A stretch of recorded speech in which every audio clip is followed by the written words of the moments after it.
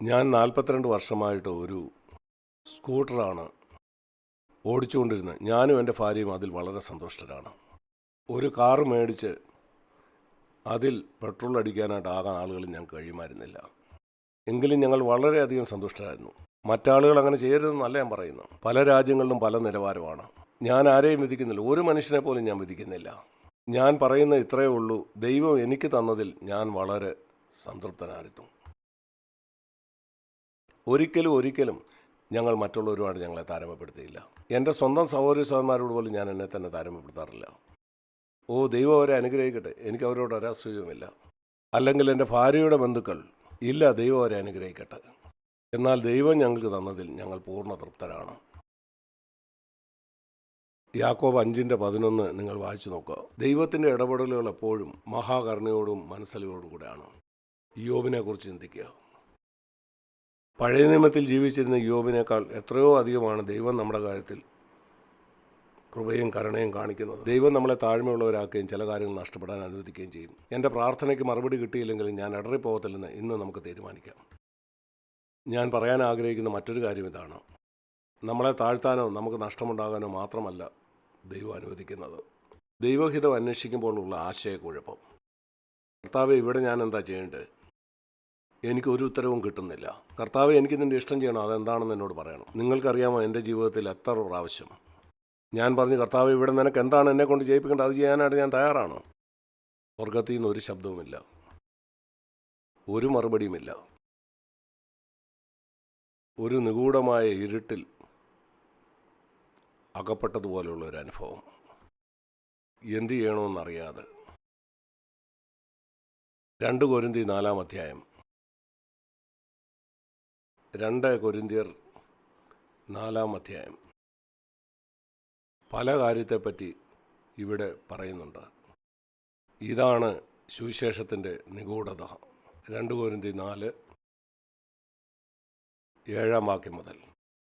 ഈ അത്യന്ത ശക്തി ഞങ്ങളുടെ സ്വന്തമെന്നല്ല, ദൈവത്തിൻ്റെ ദാനമെന്ന് വരേണ്ടതിന് മൺപാത്രങ്ങൾ അത്രേ പകർന്നിരിക്കുന്നത്. അതുകൊണ്ട് ദൈവം പുതിയ നിയമത്തിൽ തൻ്റെ മക്കളോട് എങ്ങനെയാണ് ഇടപെടുന്നത്? 8-ാമത്തെ വാക്യം ശ്രദ്ധിക്കുക. ഞങ്ങൾ സകല വിധത്തിലും കഷ്ടം അനുഭവിക്കുന്നവർ. ഇങ്ങനെയാണോ കർത്താവ് നിൻ്റെ മക്കളോട് ഇടപെടുന്നത്? അങ്ങനെയാണ്. എങ്കിലും ഇടുങ്ങിയിരിക്കുന്നില്ല. ബുദ്ധിമുട്ടുന്നവർ. ആശയക്കുഴപ്പം എന്നാണ് ഇംഗ്ലീഷിൽ. പൂർണ്ണമായിട്ടുള്ള ആശയക്കുഴപ്പം. ഞാൻ ഈ വഴിയെ പോകണോ ആ വഴിയെ പോകണോ? പറയുക കർത്താവ്, ഞാൻ അങ്ങനെ ചെയ്യും. ഒരു ഉത്തരവുമില്ല. ഞാൻ ഇടത്തോട്ട് തിരിയണോ വലത്തോട്ട് തിരിയണോ? ഒരു ഉത്തരവുമില്ല. ആശയക്കുഴപ്പം. എങ്കിലും നിരാശപ്പെടുന്നില്ല. 9-ാം വാക്യം. ഉപദ്രവം അനുഭവിക്കുന്നവർ, എങ്കിലും ഉപേക്ഷിക്കപ്പെടുന്നില്ല. വീണ് കിടക്കുന്നവർ, എങ്കിലും നശിച്ചു പോകുന്നില്ല. പഴയ നിയമത്തിൽ ജീവിച്ചിരുന്നവർക്ക് ഇപ്രകാരമുള്ള അനുഭവമായിരുന്നെങ്കിൽ, കഷ്ടം അനുഭവിക്കുന്നവർ, ബുദ്ധിമുട്ടുന്നവർ, ഉപദ്രവം അനുഭവിക്കുന്നവർ, അതുപോലെ തന്നെ വീണ് കിടക്കുന്നവർ, അവർ പറയും, നിശ്ചയമായിട്ടും ദൈവം ഞങ്ങളെ ഉപേക്ഷിച്ച് കളഞ്ഞു. എന്നാൽ പൗലോസ് പറഞ്ഞു, അല്ല, അത് ഞങ്ങൾ ദൈവത്തോടൊപ്പം നടക്കുന്നു എന്നുള്ളതിൻ്റെ തെളിവാണ്. പഴയ നിയമത്തിന് നേരെ എതിരായ കാര്യം. ദൈവം പറയുന്നു, നിങ്ങളുടെ വഴിയല്ല എൻ്റെ വഴി. ആശയക്കുഴപ്പം. ഈ ഭാഗമാണ് ഞാൻ നിങ്ങളോട് സംസാരിക്കാൻ ആഗ്രഹിക്കുന്നത്. ഞാനൊരു പുതിയ ക്രിസ്ത്യാനിയായിരുന്നപ്പോൾ ഞാൻ കർത്താവിലേക്ക് പുതുതായി വന്ന സമയത്ത് ആ ദിവസങ്ങളെപ്പറ്റി ഞാൻ ഓർക്കുന്നു. ഓരോ ദിവസവും ഞാൻ എന്തു ചെയ്യണമെന്ന് വ്യക്തമായിട്ട് എനിക്ക് ദൈവവചനത്തിലൂടെ മനസ്സിലാകുമായിരുന്നു. ഞാൻ ഒരിക്കൽ കർത്താവിനോട് ചോദിച്ചു, കർത്താവേ, ഞാനൊരു സ്ഥലത്തേക്ക് പോകണം, എന്നാണ് എനിക്ക് ആ ടിക്കറ്റ് ബുക്ക് ചെയ്യേണ്ടത്? വചനത്തിൽ നിന്ന് എനിക്കൊരു ഡേറ്റ് കിട്ടുമായിരുന്നു. കൃത്യമായിട്ടും ആ സാഹചര്യത്തിനനുസരിച്ച് ഉള്ള ഒരു കാര്യം. എന്നാൽ ഞാൻ മുതിർന്നു വന്നപ്പം അങ്ങനെയുള്ള ഉത്തരം എനിക്ക് കിട്ടാറില്ല. ഒരു മൂടാപ്പ് പോലെ. എന്നാൽ ഈ കാര്യത്തിൽ എനിക്ക് ആശ്വാസം ലഭിച്ചത് ഒരിക്കൽ ദൈവത്തിൻ്റെ വലിയ മനുഷ്യനായ ഹഡ്സൺ ടൈലറിൻ്റെ ജീവചരിത്രം വായിച്ചപ്പോഴാണ്. നിങ്ങൾ അവൻ്റെ ജീവചരിത്രം വായിക്കണം. 19-ാം നൂറ്റാണ്ടിൽ ഇംഗ്ലണ്ടിൽ ജീവിച്ചിരുന്ന ഒരു മനുഷ്യനായിരുന്നു ഹഡ്സൺ ടൈലർ. ഏതാണ്ട് 150 കൊല്ലം മുമ്പ് അവൻ ചൈനയിലേക്ക് പോയി. ചൈനയിൽ ദൈവത്തിനു വേണ്ടി ഒരു വലിയ വേല അവൻ ചെയ്തു. ആ കാലത്ത് ആരും അവിടേക്ക് പോകാറില്ലായിരുന്നു. മറ്റ് മിഷണറിമാർ അവിടേക്ക് പോകാറില്ല. എന്തായാലും അവൻ തൻ്റെ സാക്ഷ്യത്തിൽ ഇപ്രകാരം പറഞ്ഞു. ഹഡ്സൺ ടൈലറുടെ സാക്ഷ്യമാണ്. ഞാനൊരു ചെറുപ്പക്കാരനായിരുന്നപ്പം ആ ആരംഭകാലത്ത് എല്ലാ കാര്യങ്ങളും വളരെ വ്യക്തമായിട്ട് കർത്താവിനെ കാണിച്ചു തന്നുകൊണ്ടിരുന്നു. എന്നാൽ ഞാൻ ക്രിസ്ത്യ ജീവിതത്തിൽ മുതിർന്നപ്പം ഞാനൊരു മൂടൽമഞ്ഞിൽ കൂടെ നടക്കുന്ന പോലെ എനിക്ക് തോന്നി. എങ്ങോട്ടാണ് പോകുന്നതെന്ന് എനിക്ക് മനസ്സിലാവുന്നില്ല. ഞാൻ പറഞ്ഞു, കർത്താവേ, ഇത് തന്നെയാണ് എൻ്റെ അനുഭവം. ഓ, അതിനർത്ഥം ഞാൻ വളർന്നിരിക്കുന്നു, ഞാൻ മുതിർന്നിരിക്കുന്നു. ഞാൻ കർത്താവിനോട് ചോദിച്ചു, കർത്താവേ, ഇതെന്നെ ഒന്ന് വ്യക്തമായിട്ട് മനസ്സിലാക്കണേ. നിങ്ങൾക്കറിയാമല്ലോ, കർത്താവ് എപ്പോഴും ഭൂമിയിലുള്ള ഉപമകളിലൂടെ സ്വർഗീയമായ സത്യങ്ങൾ പറയുമെന്ന്. അതെനിക്ക് മനസ്സിലാക്കാൻ പറ്റുമായിരുന്നു. ഞാൻ ദൈവവചനം വായിക്കുമ്പം ഞാനത് ഒരു ഉപമ പോലെ എൻ്റെ മനസ്സിൽ ഒരു ചിത്രം പോലെ കാണാൻ ശ്രമിക്കും. അപ്പോൾ എനിക്ക് വ്യക്തമായിട്ടത് മനസ്സിലാക്കാൻ കഴിയും. അതുകൊണ്ടാണ് ഞാൻ എൻ്റെ സന്ദേശങ്ങളിൽ ധാരാളം ഉപമകൾ പറയുന്നത്. അപ്പോൾ അത് കൂടുതൽ വ്യക്തമായി തീരും, അത് നമുക്ക് മനസ്സിലാവും. ഞാൻ ചോദിച്ചു, കർത്താവേ, ഞാനൊരു ചെറുപ്പക്കാരനായ ക്രിസ്ത്യാനിയപ്പോൾ നീ എല്ലാം വ്യക്തമായിട്ട് പറഞ്ഞു, എന്തുകൊണ്ടാണ് ഇപ്പോൾ പറയാത്തത്? കർത്താവ് പറഞ്ഞു, കുഞ്ഞുങ്ങൾ ചെറുതായിരിക്കുമ്പം നിങ്ങളെല്ലാവരോട് പറയും, പോയി നിൻ്റെ പല്ല് തേക്ക്, നിൻ്റെ വസ്ത്രം മാറ്, പോയി കുളിക്ക്, ഉറങ്ങാൻ സമയമായി, എഴുന്നേക്കാൻ സമയമായി. അവർക്ക് 4 or 5 വയസ്സുള്ളപ്പം ഇതെല്ലാം നിങ്ങൾ അവരോട് പറയും. എന്നാൽ അതേ കുഞ്ഞിന് 20 വയസ്സാകുമ്പം നിങ്ങൾ പറയുമോ, പോയി പല്ല് തേക്ക്, നിൻ്റെ വസ്ത്രം മാറുന്നൊക്കെ?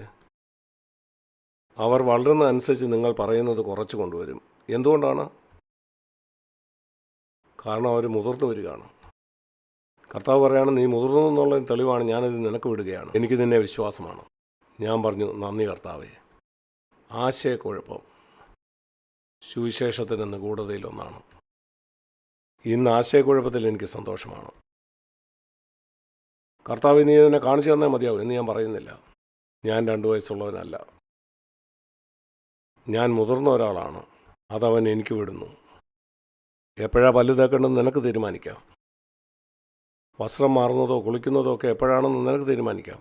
ഞാനത് എപ്പോഴൊക്കെ ചെയ്യണമെന്ന് എന്നോട് പറഞ്ഞുകൊണ്ടിരിക്കുകയല്ല. ആത്മീയ കാര്യത്തിലും ഇതുപോലെ തന്നെയാണ്. ആശയക്കുഴപ്പം. നിങ്ങൾക്കറിയാമോ, ഒരിക്കൽ യെഹെസ്കേലിനോട് ദൈവം ഇപ്രകാരം ഒരു ചോദ്യം ചോദിച്ചു. പഴയ നിയമത്തിലെ വളരെ പ്രധാനപ്പെട്ട ഒരു വാക്യമാണത്. യെഹെസ്കേൽ 37, എസെക്കിയേൽ 37 അതിൻ്റെ 2-ാം വാക്യം. അസ്ഥികൂടം കൊണ്ട് നിറഞ്ഞൊരു താഴ്വരയുടെ അടിവാരത്തിൽ നിന്നുകൊണ്ടാണ് കർത്താവ് ചോദിക്കുന്നത്. കർത്താവ് യെഹെസ്കേലിനോട് ഒരു ചോദ്യം ചോദിക്കുകയാണ്.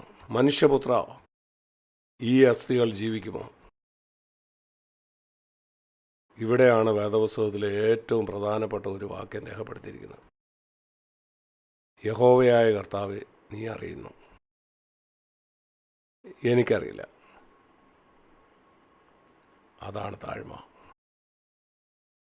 നിനക്കറിയാം കർത്താവെ, എനിക്കറിയില്ല. ആശയക്കുഴപ്പം. എനിക്കറിയില്ല ഏത് വഴിയിൽ കൂടെ പോകണം, എന്നാൽ ഞാൻ നിന്നെ വിശ്വസിക്കുന്നു. ഞാൻ വിശ്വസിക്കുന്നു ഞാൻ തെറ്റിപ്പോകില്ലെന്ന്. ഞാൻ ഓർക്കുന്നു, അനേക പ്രാവശ്യം വിശ്വാസികൾ ഇപ്രകാരം പറയുന്ന, കർത്താവ്, എനിക്ക് നിന്നെ ഒരു പ്രാവശ്യം കാണണം. ഒറ്റ പ്രാവശ്യം. പൗലോസിന് നീ നിന്നെ വെളിപ്പെടുത്തിയല്ലോ. എൻ്റെ ജീവിതത്തിൽ ഒരു പ്രാവശ്യം എനിക്ക് നിന്നെ ഒന്ന് കാണണം. എൻ്റെ ജീവിതത്തിൽ ഒരിക്കലും പിന്നീട് ഞാനത് നിന്നോട് ചോദിക്കുകയില്ല. ഒരു അര മിനിറ്റ് ഞാൻ നിന്നെ ഒന്ന് കണ്ടോട്ടെ. നിൻ്റെ ഒരു ദർശനം എനിക്ക് തരണം. എന്നാൽ കഴിഞ്ഞ 82 കൊല്ലവും ദൈവം എന്നെ കാണിച്ചിട്ടില്ല. അതിൻ്റെ ഉത്തരം ദൈവം എപ്പോഴും എനിക്ക് തരുന്നത് യോഹന്നാൻ 20 നിന്നാണ്. യോഹന്നാൻ്റെ സുവിശേഷം 20-ാം അധ്യായം. ഇവിടെ തോമസ് ഇത് തന്നെ പറയുന്നുണ്ട് മറ്റ് ശിഷ്യന്മാരോട്, എനിക്കവനെ കാണണം, എന്നിട്ടേ ഞാൻ വിശ്വസിക്കൂ. അങ്ങനെ കർത്താവ് തോമസിന് വെളിപ്പെട്ടു. അവൻ്റെ കയ്യിലെ ആണിപ്പാടുകൾ അവനെ കാണിച്ചു. അതിനുശേഷം തോമസിനോട് അവൻ ഇപ്രകാരം പറഞ്ഞു, അതാണ് ദൈവം എന്നോട് സംസാരിച്ചത്. യോഹന്നാൻ്റെ സുവിശേഷം 20, 29-ാം വാക്യം. അവൻ തോമസിനോട് പറഞ്ഞു, നീ എന്നെ കണ്ടതുകൊണ്ട് വിശ്വസിച്ചു. പിന്നെയും യേശു പറഞ്ഞു, കാണാതെ വിശ്വസിച്ചവർ ഭാഗ്യവാന്മാർ. കർത്താവ് എന്നോട് പറഞ്ഞു, എന്നെ കണ്ട അപ്പോസ്തലന്മാരൊക്കെ കൂടുതൽ നീ ഭാഗ്യവാനാണെന്ന് നിനക്കറിയാമോ? ഞാൻ ഉയർത്തുന്നതിന് ശേഷം എന്നെ കണ്ടിട്ടാണ് അവർ വിശ്വസിച്ചത്. നീ ഒരിക്കലും എന്നെ കണ്ടിട്ടില്ല. നിൻ്റെ ഈ ചെവിയിൽ എൻ്റെ ശബ്ദം നീ കേട്ടിട്ടില്ല. നിൻ്റെ കണ്ണുകൊണ്ട് നീ എന്നെ കണ്ടിട്ടില്ല. ചില ആളുകൾ പറയുന്ന പോലെ ഇലക്ട്രിക് ഷോക്ക് ഒന്നും നീ ഇതുവരെ അനുഭവിച്ചിട്ടില്ല. എന്നിട്ട് നീ വിശ്വസിച്ചു. നീ ഭാഗ്യവാനാണ്. ഞാൻ പറയട്ടെ, ആളുകൾ ഇലക്ട്രിക് ഷോക്ക് അടിക്കുന്ന പോലെ അവർക്ക് ഫീൽ ചെയ്തു എന്ന് പറയുമ്പോൾ ഞാനതിനു വേണ്ടി പ്രാർത്ഥിക്കാറേയില്ല. ഞാൻ പ്രാർത്ഥിക്കുന്ന അതിലും വലിയ അനുഭവത്തിനാണ് ഇവിടെ പറയുന്നത് പോലെ ഈ കാര്യങ്ങളൊന്നും അനുഭവിക്കാതെ തന്നെ അവനെ വിശ്വസിക്കാനായിട്ട്. നിങ്ങൾ എത്ര പേര് വിശ്വസിക്കുന്നുണ്ട് ഇതാണ് കൂടുതൽ ഭാഗ്യമെന്ന്? ഞാൻ കർത്താവിനെ കണ്ടുവെന്ന് ഒരാൾ അത്ഭുതകരമായൊരു സാക്ഷ്യം പറയുന്നത് കേൾക്കുമ്പോൾ, അവൻ്റെ ശബ്ദം ഞാൻ എൻ്റെ ചെവിയിൽ കേട്ടു എന്ന് പറയുമ്പം, ഷോക്ക് അടിച്ചതുപോലെ അനുഭവത്തെപ്പറ്റി പറയുമ്പോൾ എനിക്കും അങ്ങനെ കിട്ടിയിരുന്നെങ്കിൽ, ഞാൻ പറയട്ടെ, അതിലും വലിയൊരു അനുഗ്രഹമുണ്ട്. ഇങ്ങനെയുള്ള ഒരനുഭവം നിങ്ങൾക്കില്ലെങ്കിലും ഈ കാര്യങ്ങളൊന്നും ഞാൻ അനുഭവിച്ചിട്ടില്ല. എൻ്റെ ജീവിതത്തിൽ ഒരിക്കൽ പോലും ഞാൻ എൻ്റെ കണ്ണിൽ കൂടെ ഒരു ദർശനവും കണ്ടിട്ടില്ല. സ്വർഗത്തിൽ നിന്ന് ഒരു ശബ്ദവും എൻ്റെ ചെവിയിൽ ഞാൻ കേട്ടിട്ടില്ല. അതുപോലെ തന്നെ പരിശുദ്ധാത്മാവിൽ എൻ്റെ ശരീരം കുലുങ്ങുന്നത് പോലുള്ള അനുഭവങ്ങൾ എങ്കിലും എനിക്കറിയാം. ദൈവത്തിൻ്റെ പരിശുദ്ധാത്മാവ് എന്നിലൂടെയും എൻ്റെ നാവിലൂടെയും പ്രവർത്തിക്കുന്നത് അനേക സ്ഥലങ്ങളിൽ അതിൻ്റെ ഫലവും ഞാൻ കാണുന്നുണ്ട്. ഇതൊന്നും അനുഭവിച്ചിട്ടില്ലെങ്കിലും കൂടുതൽ ഭാഗ്യമുള്ളവരുടെ ഗണത്തിലാണ് ഞാൻ. നിങ്ങൾക്കവിടെ ആയിരിക്കണോ, അതോ നിങ്ങൾക്ക് അതിൻ്റെ താഴെയുള്ളൊരു നില മതിയോ? കാഴ്ചയും അനുഭവങ്ങളും വികാരവും അവ്യക്തതയും ബലഹീനതയും ഒക്കെ ദൈവം നമുക്ക് നൽകിയെന്ന് വരും.